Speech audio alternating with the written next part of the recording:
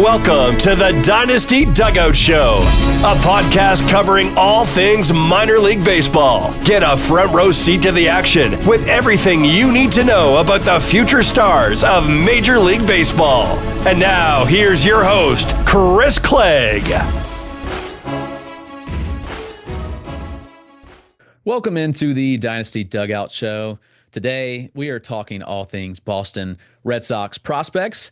And to do so, I brought in the expert, who is my friend and kind of partner on Sox Prospects. He is the director of scouting at SoxProspects.com. You probably know him. His name is Yoeilin Cundall. Definitely love connecting with Ian when he's down here at Greenville, even spring training. Ian is all things scouting with the Red Sox. I figured who better to bring in to talk about the Red Sox farm system. So welcome, Ian. How are you doing? Well, that was a very nice introduction. I'm not sure I can top that ever probably on another show, but yeah, thank you for having me. It's always a pleasure. Just love talking shop. This is the fun part. It's a grind. I'll put all those miles in and going to all the games, which is also fun. But I think the off season, it's about just talking it up, and it's a very interesting team and farm system to cover and talk about, because I think right now, especially, there's a lot going on with them that is relevant for both 2025 and then going forward. They're kind of a lot of interesting and players with different outlooks in play. Yeah, and even despite the trade for Garrett Crochet, we saw a decent chunk of the farm go out with Braden Montgomery, Chase Mydroth, and the pitcher, as I'm sitting here, Wikelman Gonzalez. I've seen him a ton. I don't know why I was playing his name.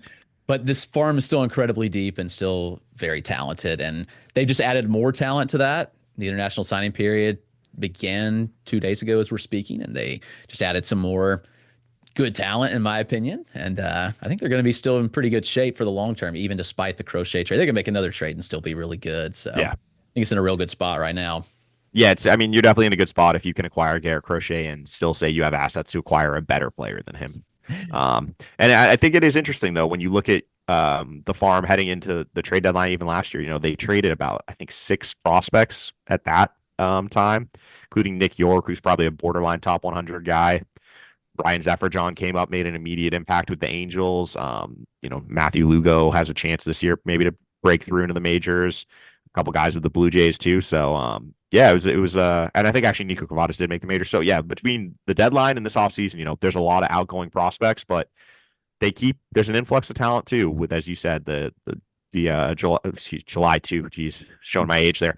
The January 15th signing class, and also some small fun trades that Craig Breslow's been making over the course of the offseason with the 40-man roster management. Yep. That's quite fun. We'll start at the top, and I think everybody knows Roman Anthony and Kristian Campbell, obviously 2 stud talents. I mean, I think 2 top 10 prospects for most anybody, if not, top 5. And, most outlets have Roman Anthony at 1 this point, but let's talk their outlook for 2025. Yeah, I think we know long-term what the talent could be, but when do you think they'll be in Boston? What are the chances they make the opening day roster, and how do they impact this team in 2025? I think both of them are going to be given a chance to impress in camp. I expect them to get a lot of playing time, because why not? I mean, we've seen the impact that players their age or even younger have had in their debut seasons. I mean, look no farther than last season, the Jacksons.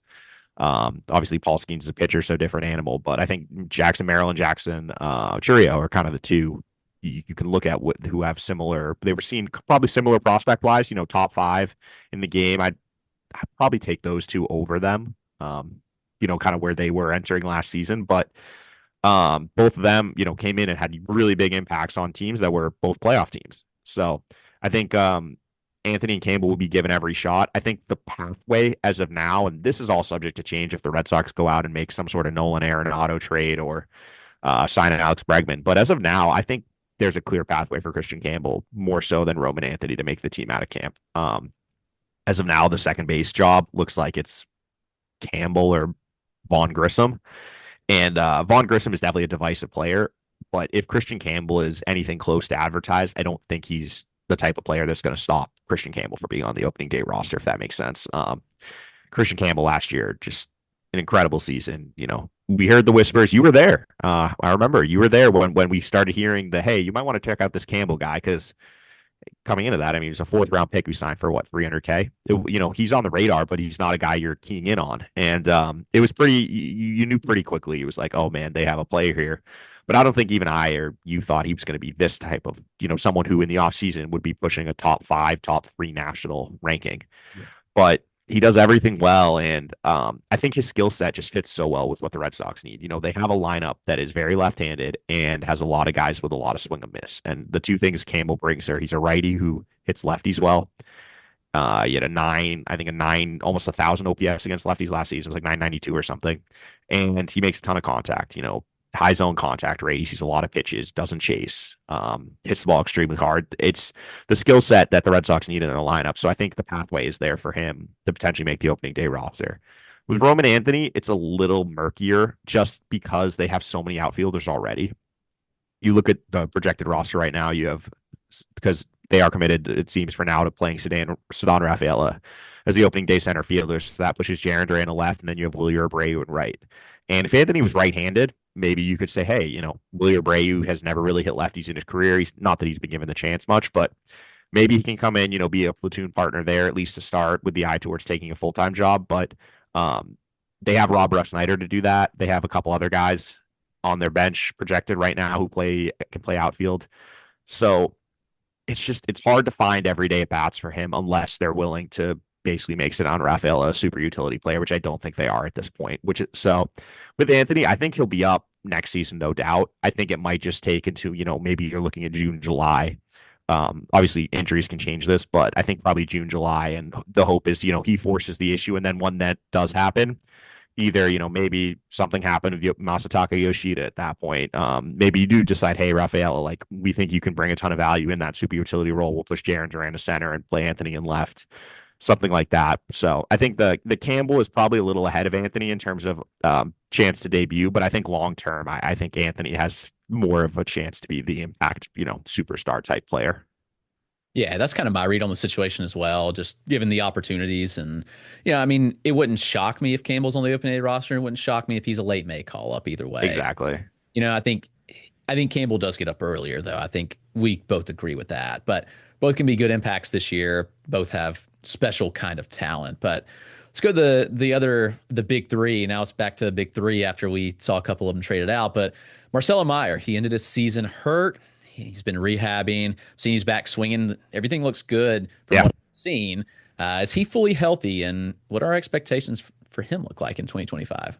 Yeah, he should be full go come spring training. I know that he's been working out normally, had a kind of a normal off season. Obviously, after his season ended, I think around August, after mid-August, or excuse me, end of July. He didn't play after that. I think that he's a little further behind, as you said, just largely he just doesn't have as much experience. You look at his seasonal at bats. I think his career high in at bats in the system is around just over 300, maybe around 350. He's just never played a full season. And we saw it last year, he got that promotion to Worcester, but he never played in a game. Whereas Campbell and Anthony got that month plus of game time, which I think is invaluable. The AAA pitching is just a completely different animal than AA these days. You see a lot more crafty pitchers, better feel for secondaries, better strike throwing ability.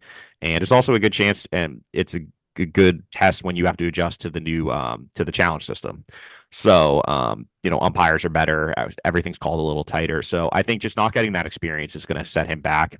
I think that there's still a chance, we could see him in 2025, but I also wouldn't be surprised, frankly, if he ended up spending the majority of the season in AAA with the eye towards maybe, he's Rule 5 eligible this coming off season, which obviously is going to be protected. So maybe, there's no harm if he's right, shows in August or September, he's ready. Why not? If there's a spot, give him a chance. But I don't think it's out of the question that he spends the entire season in AAA. I think it's just going to be largely dependent on what happens with the Red Sox middle infield. Because if you put Campbell at second base, that means that Mayer's going to have to be playing short or third. And he's going to be exposed to third. They've already said it. They've come out publicly and said he's going to be moving around the infield in Worcester, which makes a ton of sense. They started doing it last year when Trevor Story was rehabbing. And it's something they do.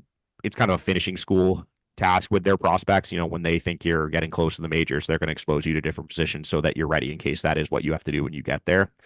And with Trevor Story locked in at shortstop for now, and Rafael Devers at third base, the same thing. It is a little interesting to see how they fit Mayer in, and that's why I think it's more of like something you could barring injury, and that's the great wild card here because neither Devers or Story, especially, are guys you would say are the healthiest individuals when it comes to playing or staying on the field.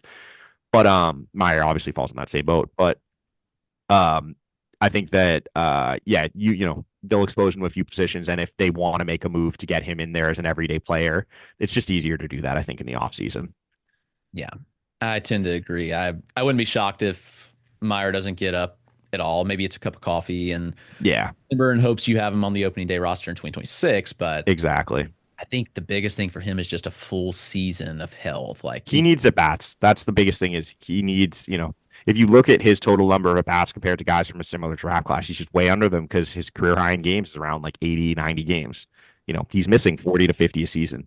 Yeah. And you add that up over the course of 3 years, like that's basically a full season's worth of games he's missed. So I agree. He just needs that exposure. He needs to go out there every day, see, good secondary stuff, face lefties, because he's had his struggles versus lefties. He's had his struggles versus secondary stuff. Unlike, I think when you look at Anthony and Campbell, especially with their offensive profiles, it's a lot easier to, it's a lot more difficult to kind of pick holes in their game. Whereas Meyer does have some pretty obvious areas for improvement. Just looking at the data, especially, he's a lot more aggressive. He, as I said, really struggles versus secondary pitches. He struggles versus lefties, like pretty big platoon splits. Both Anthony and Campbell are platoon neutral, more or less. In fact, like Anthony was better against lefties than righties last year if you go by OPS.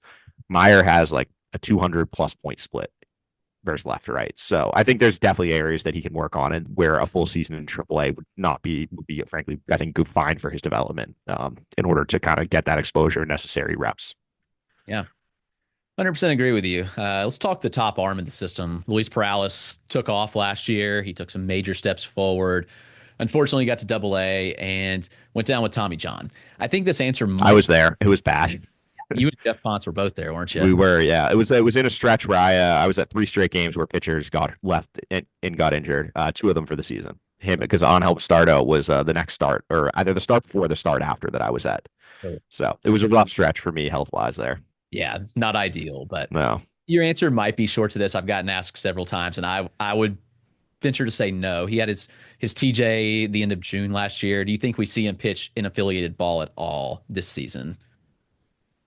Probably not. I think they're going to be overly cautious here. And I kind of think that when you look at the way the schedule lines up, best case, he's back in late August, early September.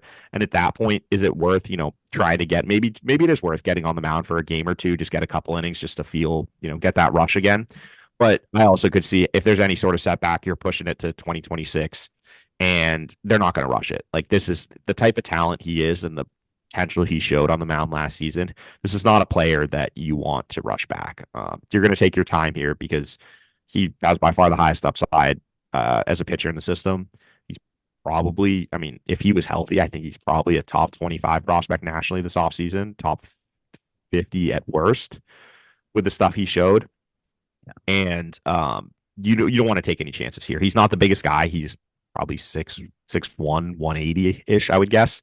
Good athlete, but it's not, that workhorse frame that you're not worried about, he'll come back, this is a guy you want to be very careful with. He's got electric stuff. And I think that maybe at best you're looking at, a handful of 1 inning appearances to end the season. But I think more likely we'll probably see him in 2026 starting up again with Double-A Portland. Yeah. And I think that the perceived value on Perales might drop throughout the year, just given, out of sight, out of mind, but the talent is still there. Like, I would still 100% bet on Perales coming back. And even if he's 95% of himself, 90% of himself, that's a extremely talented arm. He showed some very impressive things this year when I got to see him. The pitch data is absurd with Perales. So certainly somebody they definitely want to make sure they get back healthy. Definitely. You've seen with pitchers, it can take time. I think Andrew Painter is a great example with Philadelphia. He missed all of last season, and he's still highly regarded. Pitchers get hurt. It's the name of the game these days, and I think it's their stock shouldn't change in your eyes that much because of an injury anymore. That's kind of just how I look at it. Shoulders are a little different, but Tommy John, for me, it's kind of sad you have to say it, but you almost expect it at this point with every pitcher. So I think with Perales, it's just he's in a holding pattern right now, but if he gets him back on the mound and shows anywhere close to the stuff he has, he's going to have a massive up arrow and just rocket up the rankings, I think, starting, probably in 2025 or excuse me, 2026. Right. Yeah. Special arm talent. Yeah. Potential special talent is Yoeilin Cespedes. We saw him in spring training last year, and he was impressive. We saw his BP first, I think, and it was just like, yo, this kid's he's jacked. Like his forearms and biceps, like he does not look like a 17-year-old or 18-year-old like he was last year. Saw some live BP with him too. He's facing Richard Fitz, and did he face Chris Martin as well? I can't remember if he faced. It was Fitz and someone else. I can't remember who the other pitcher, but he held his own against both of them. Yeah, he looked good, and so he went to the complex. He dominated, got promoted to Salem, and ultimately broke his hamate and didn't play. So unfortunately, his season ended early. But I think that Cespedes was trending on a route where he could potentially be a top 5 prospect in the system, which with some graduations might be even higher. Do you see that kind of trajectory with him where the talent level's there? Obviously, the glove's a bit of a question. Does he have to go to second base? Where does he play? But the bat's pretty good. So do you see that kind of trajectory on Cespedes? Yeah, I definitely think there's a chance that he comes back. And it's for me, it's going to be largely driven by his value at the plate, because talking to scouts who saw him last year, we didn't get to see him in the field because he was coming off some sort of injury in spring training. So he wasn't playing the field. But talking to scouts who did see him in the FCL, they were he's not a shortstop is what I'll say. He's probably a second baseman. He might be a left fielder, but if the bat reaches its potential, it's not going to matter. It's electric bat speed. To the point where I think it does kind of get him in trouble a little bit, because his hands are so quick and his bat is so electric that he's very aggressive right now. The approach is still a major work in progress, but when he makes contact, he hits the ball extremely hard. His EVs for his age are insane. He just anything in the zone he's going to hit, but he also likes to chase those pitches out of the zone. So, that's an area that there's still plenty of time to develop that. But I think that if he comes out healthy this year in Salem and has a good offensive year, yeah, definitely can push to the top 5, because he's got that combination of bat speed and the ability to impact the ball that you just don't see that often in guys his age. And if he does that, like we think he can, then you're going to be able to look past that he might only be, like a 45 at second base or a 40 at second base. You can make it work if the bat lives up to its potential.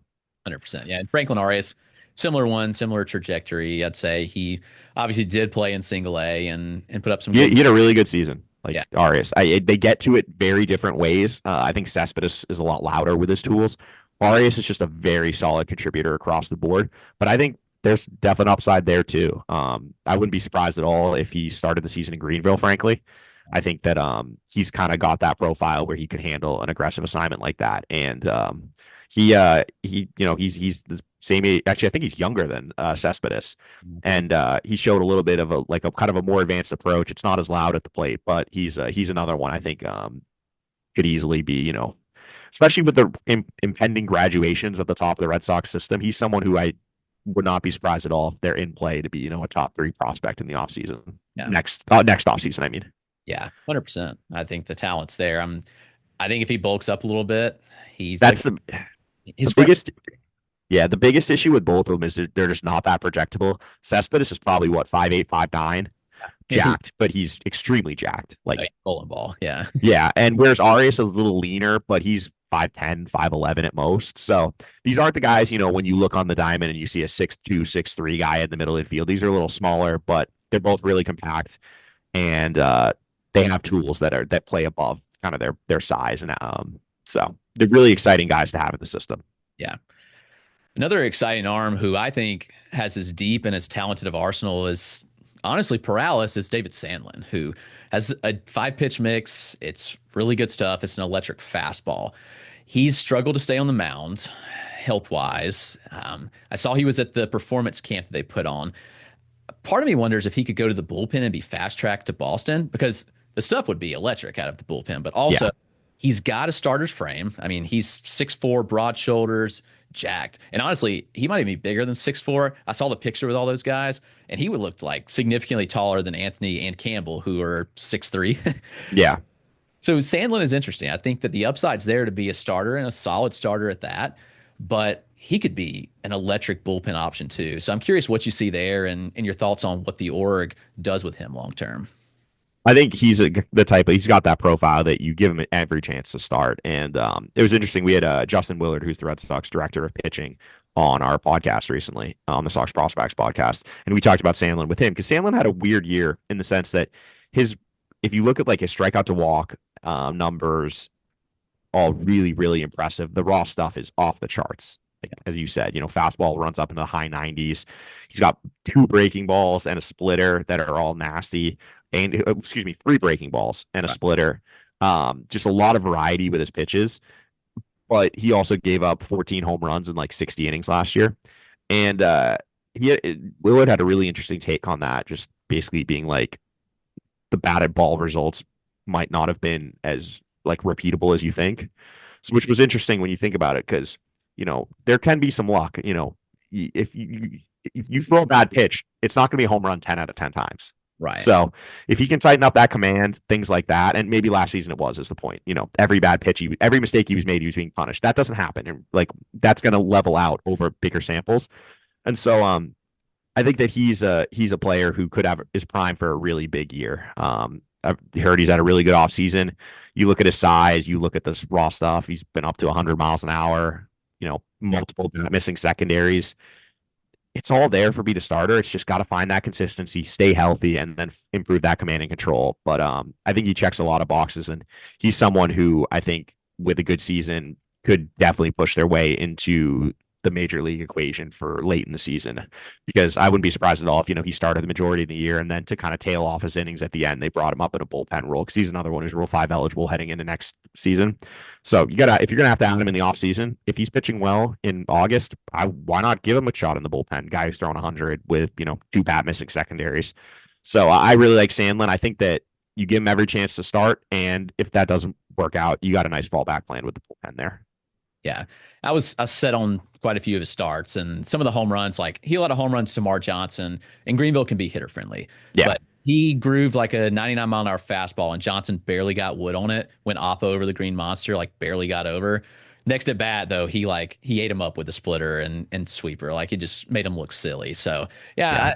I would have to go back and look, but I think maybe fastball location. But again, like you look at some of the you're not going to allow home runs that often if you're grooving 98, 90, 99, even if it's missed on location. Yeah. Well, that was when I saw him. He had a start where I think he gave up 3 or 4 home runs, and it was all just hanging sweepers. And it was just like he would throw a couple good ones, and then he would just hang one. It just got punished every single time. He gave up like 6 hits, I think, in 6 innings or 5 innings. It was something along those lines. It was basically every hit was a missile, but he also had 20 swinging strikes in the outing and struck out like 8. So it was like, you can see the potential there. And it's just, hey, if you make one bad pitch, you're not going to be punished every time like he seemingly was last season. Yeah, for sure. Go to a very different arm, and that was their draft pick last year, Payton Tolle of TCU. Big lefty, probably he may have some of the highest extension of any pitcher in minor leagues, like 7'3", 7'4", something wild. Yeah, it's elite extension. He sits low 90s, but it plays up so much more. But Tolle is pretty interesting. I think there's some arsenal tweaks going on there from what he was doing at TCU, and I think he could be one that really pops off this year. So can you tell us a little bit more about Payton Tolle and the outlook there for 2025? Tolle's a really interesting pitcher because there are not a lot of guys who are 6'6", 250 with, as you said, he's over, I think it's 7.4 feet of extension. So he's basically throwing the ball like halfway to the plate.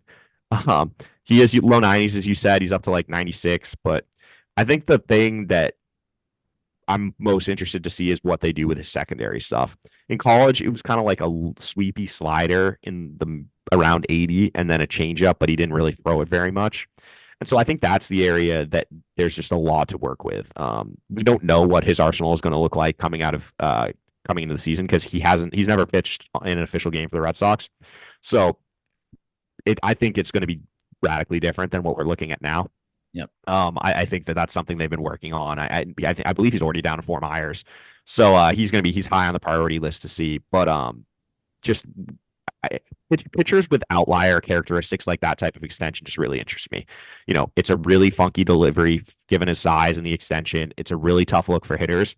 And if you got a low 90s fastball that plays up, where I think there's a chance for more velo too with his frame, and then they optimize the secondary pitches, which I give the Red Sox a ton of credit. I think their pitching development has taken a massive leap over the last couple of years, and especially last season. The number of pitchers who made extreme jumps is really, really impressive.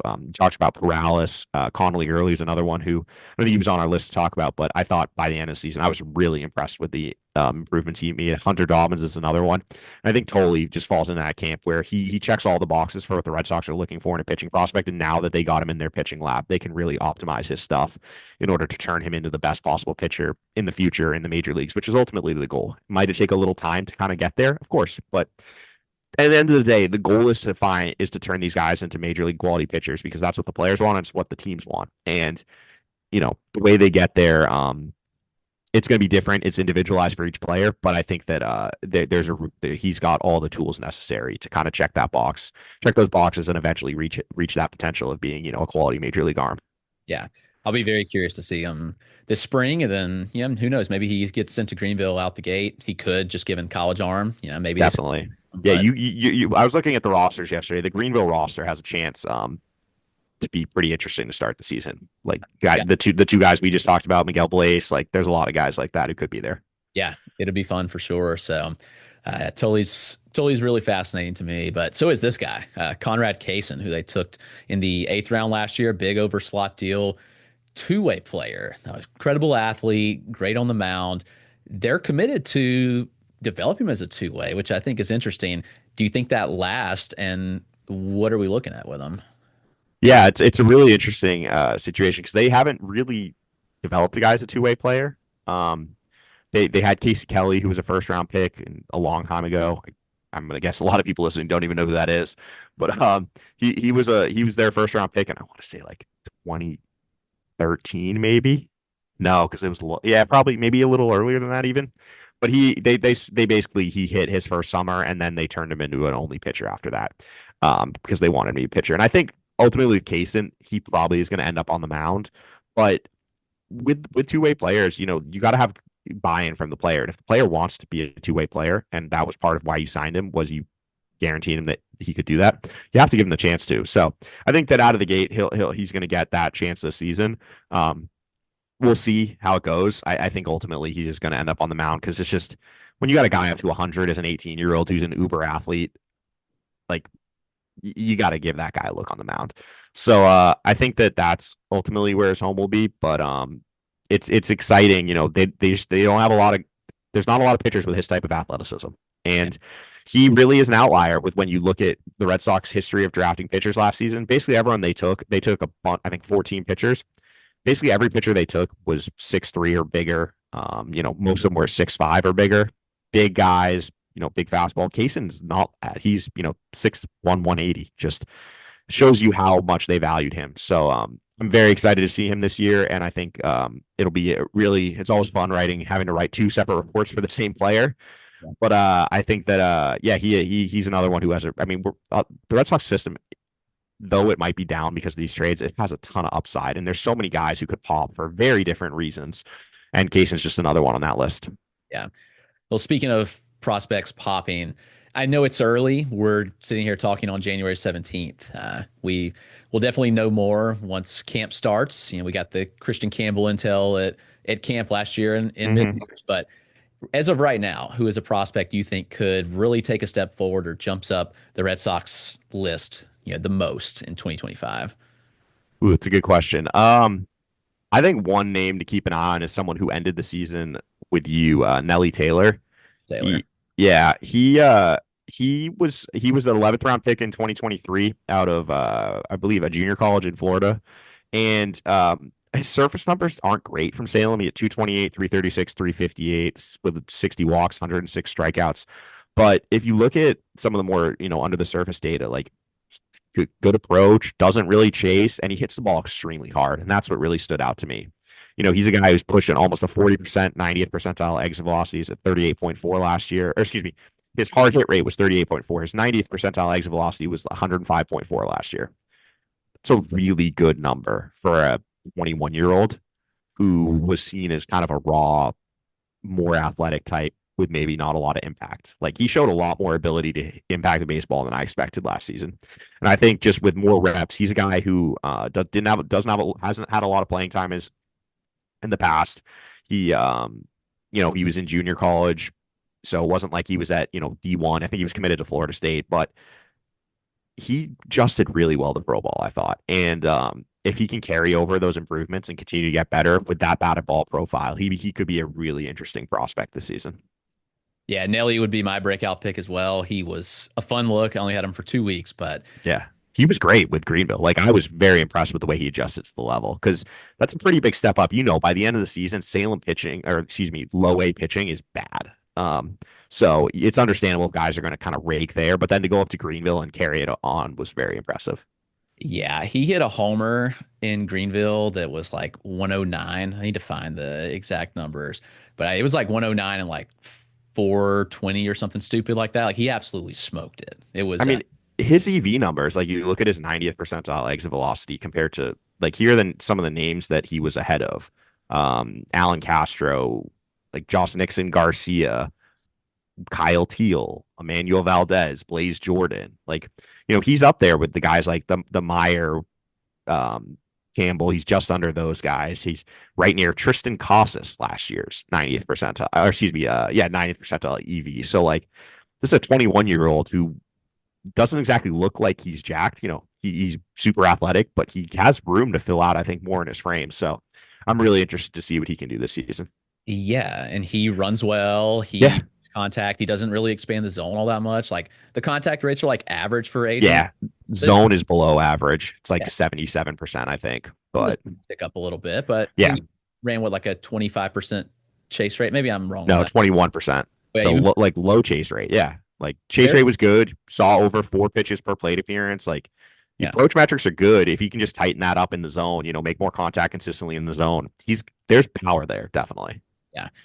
Big Nelly Taylor fan. I'm curious to watch 2 of the arms in Juan Valera, how he progresses, and Dalvinson Reyes coming out the DSL. Mm-hmm. Both those arms are quite fascinating to me. So I guess either of those guys taking leaps now with Reyes being stateside and Valera already getting some single A experience. I'm really fascinated to see what they do this year. But that leads us into the final segment. And I kind of mentioned at the top of the show, but the Red Sox added some good international talent that have already signed. The international period began on January 15th, 2 days ago as we were recording this, and they've already locked up some really fun players. So you look at the dollar values. I think people get so caught up in the dollar values of international signings, and you won't find any of the Red Sox guys at the top of list. But I think you got to put a big asterisk by that, just given how the international signing period works and how guys agree to deals so much earlier. Things change. Several of the Red Sox signees have changed for the better over the last year or two. They've got a really fun class. Dorian Soto, a shortstop. Harold Rivas, he's a toolsy outfielder. Hector Ramos, infielder. We got some fun arms as well. You want to briefly hit on any of those guys before we get out of here? Yeah, I think it's a really exciting class. I think it's, there's a lot of upside here. And they have I like that they have a kind of a diverse profile of players. You have Soto, who I think is kind of more that offense first, potential for hit and power, like above average with both. He's 6'2", 190 right now, switch hitter, but super projectable swing, and strength, good bat speed. He's going to be given every chance to play shortstop. He's probably going to have to move off the position eventually, given that he's already 6'2", 190 as a 16-year-old. Like he's probably going to outgrow it, but there's offensive upside for days here. He's already putting up big EVs, just great work ethic too. Like he just checks all the boxes you look for in that prototypical, high upside offensive profile in the international market. And then but the flip side of that, I think, is someone like Harold Rivas. It's the defense. The defense is potentially like Gold Glove caliber in the future. You're hearing, 6s and 7s thrown on the arm in the defense already. That's, really high praise. This is a guy who's a no doubt center fielder. And he also, though, and he's a little smaller. He's like 6 foot, 170, but he's already putting up, pretty good EVs. We'll see where the power goes. We'll see where the hit tool goes. That's going to decide the future there. But this is a guy, top of the scale defensive profile. And that's just such a nice base to be able to build on. So he's a really exciting guy. Ramos is another one, another switch hitter, good athlete. Not as much impact potential, I think, as Soto, but I think the hit tool could be pretty good there. And another guy who's, solid defender, can run a little bit, good athlete. So yeah, they got a lot of high end up the middle talent, I think. And then obviously one guy you didn't mention, the pitcher, Sabdiel Delzine. Yeah. He's a monster just physically. He's listed at like 6'5", 190. I think he's closer to 6'4", 220 is what I've heard. And there's videos of him pitching, and he looks like a professional throwing against like kindergartners. It's insane. And his raw stuff, he's up to 94 already. Good secondaries. He's got a pretty good changeup and breaking ball already. Talking to some people who've seen him, you get kind of a range of outcomes with which secondary pitch they like better, which I feel like you don't get very often with guys in the IFA market. Usually they're two pitch guys when they sign, and it's, hey, we can develop a third pitch. He's got two legit secondaries already, and he's a four pitch guy. So I think he's a really exciting arm too. And I think it shows that, they're not a team that spends a lot of money on pitchers in the international market. So the fact that they were willing to shell out $500K for someone like him shows how highly they regard him. Yeah. And $500K for a pitcher. That's a ton. Is a lot. Like, yeah. Teams aren't willing to do that. So no, that shows you the talent level for sure. So the system is got a new influx of talent. Excited about those guys, but I think that's going to wrap us up. Thank you for joining us, Ian. If you want to plug anything you've got going on, the site, anything on social, you can gladly do that now. Yeah, thanks, Chris. Always great talking shop. Yeah, you can check out if you're interested in getting more in-depth info on these guys. Check out SoxProspects.com. We got scouting reports there, video, all that fun stuff on pretty much everyone in the system. So if you ever have questions, you can go there. And if you want to hear more in-depth discussion of just the Red Sox and kind of, we'll occasionally hit on some other things, but mostly Red Sox related, check out the Sox Prospects podcast. You can find that on all your major audio platforms. And yeah, you can follow me on Twitter/X at Ian Cundall if you're interested in basically Red Sox stuff, and occasionally I'll throw up some soccer related tweets, but that's about it. Yeah, well, Michigan too. Yeah, definitely. Yep. Sox Prospects is the #1 source for anything Red Sox prospects. I don't think there's a better outlet out there. Happy to assist and help out any way I can on the site. So I am very fortunate to help them out with some Greenville coverage. So we'll really appreciate your help because you do a great job, and excited for another year. It's going to be a really fun year, I think. Greenville's going to have a lot of talent, but that'll do it. This has been another edition of the Dynasty Dugout Show. We will see you next time.